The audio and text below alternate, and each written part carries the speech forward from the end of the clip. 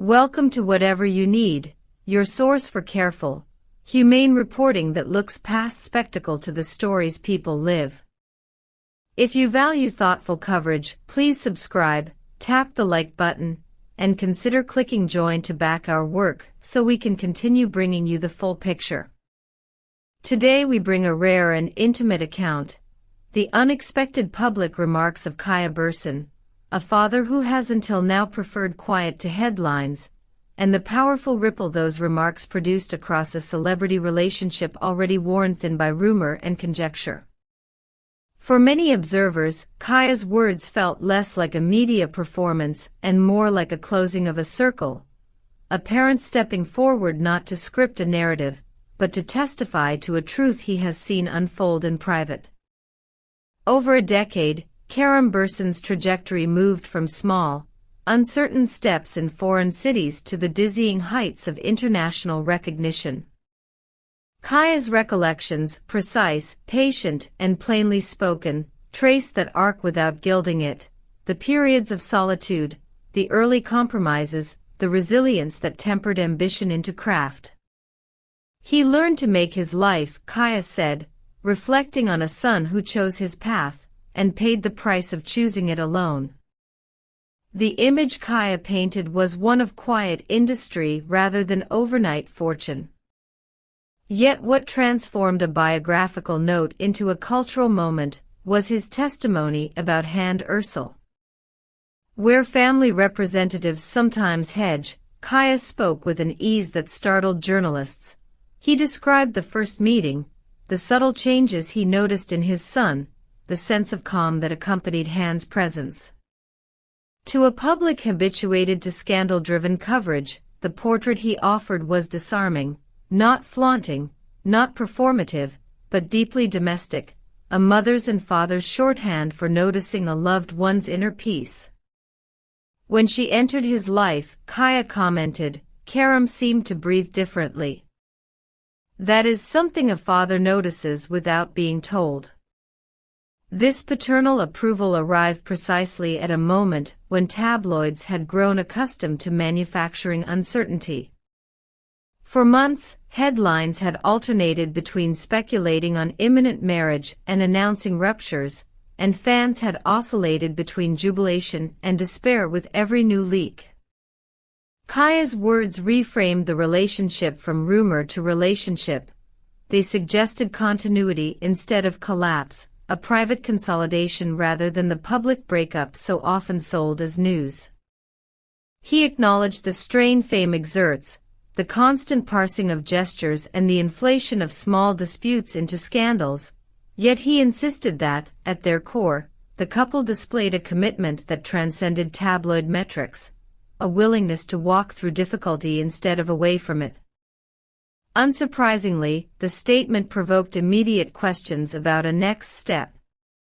When a father says a partner is no longer a stranger, press rooms and social feeds rush to assemble timelines and venues. Some pundits read Kerem's warmth as an open door to formal commitment, others cautioned that familial blessing is a necessary but not sufficient condition for marriage. The truth is more prosaic. Families can grant acceptance, but the cadence of a couple's decisions is set by shared readiness, professional schedules, and mutual consent. Kerem himself did not name dates or announce ceremonies. What he offered instead was the steadying thing every public romance desperately needs, perspective that refuses to reduce private bonds to viral moments. Kerem's reflections carried two distinct functions. On one hand, they were an affirmation. By describing Hande as humble, supportive, and steady, he displaced caricature with character. On the other hand, he held a caution. The life of public figures is compressed, and small faults can be magnified until they seem unmanageable. Both elements shaped a new tenor in the conversation. Fans who had grown weary of frenzy seized on his words as validation. Critics warned about reading too much into paternal warmth. Meanwhile, the couple's supporters interpreted the remarks as a clear sign that family ties were aligning behind them, a domestic scaffolding that might well support more formal steps in the future. Context matters here.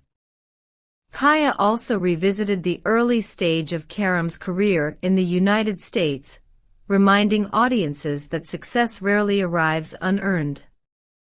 Those anecdotes, nights when finances were tight, periods of isolation, the discipline of small, daily tasks, were meant not to romanticize hardship but to explain the kind of temperament that endures today, disciplined, pragmatic, and generative of gratitude.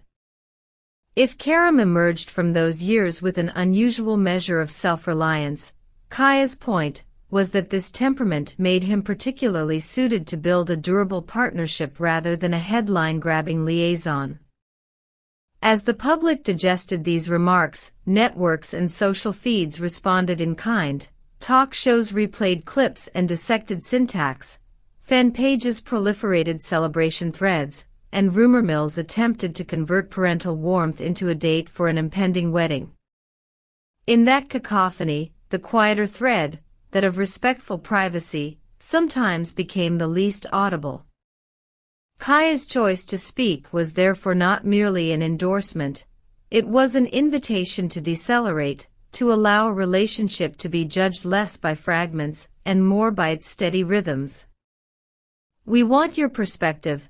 Does a parent's blessing meaningfully change how you perceive a celebrity relationship? Do you think public approval should accelerate decisions like marriage, or should couples keep those moments entirely private? Tell us in the comments below. Your reflections shape the conversation we hold here at Whatever You Need.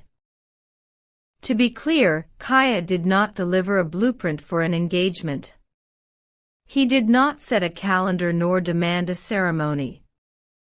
Rather, he provided a humanizing corrective to the often dehumanizing arithmetic of celebrity coverage. In doing so, he reclaimed the narrative from gossip centuries and returned it to something closer to family life, patient, imperfect, and internally negotiated. As we close, a reminder, if this format matters to you, support our continued coverage by subscribing to Whatever You Need. Hit the like button if you appreciated this sober, context-driven approach. And if you want to go further, press join to help sustain deeper reporting. Which celebrity family would you like us to explore next with this same care? Which careers or private stories deserve less sensationalism and more context? Leave your suggestions and opinions in the comments. We read them, we discuss them, and we answer where we can. Whatever steps Kerem and Hande take next will matter most to them and to the people closest to them. The public's role, if any, should be one of respectful curiosity rather than proprietorial demand.